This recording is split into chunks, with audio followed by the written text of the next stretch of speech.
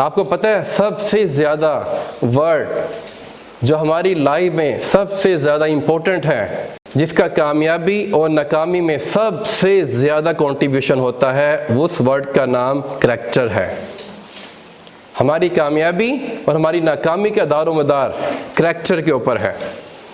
कोई शख्स हम पे ट्रस्ट इसलिए करता है जब हम इस काबिल समझता है कि हम ट्रस्टवर्दी हैं, मीन स्ट्रॉन्ग करैक्टर के साथ हैं। लोग हम पे ट्रस्ट नहीं करते जब वो समझते हैं चीटर है, झूठ बोलने वाला है, इस पे ट्रस्ट नहीं करना। हमारी दुनियावी कामयाबी का दारोमदार भी करैक्टर के ऊपर होता है। हमारे अपने हमारे ऊपर ट्रस्ट नहीं करते। बिजनेस के अंदर भी वो इंसान ज़्यादा सक्सेसफुल होता है जो स्ट्रॉन्ग करैक्टर के साथ खड़ा होता है। उसके मामलात, उसका लेन देन, उसने जो कमिटमेंट कर ली, प्रोमिसेस कर ली, उसे फुलफिल करता है।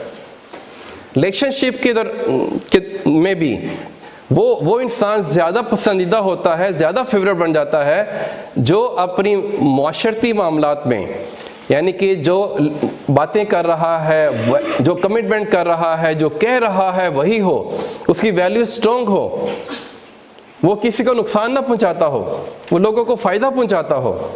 ऐसे ही है।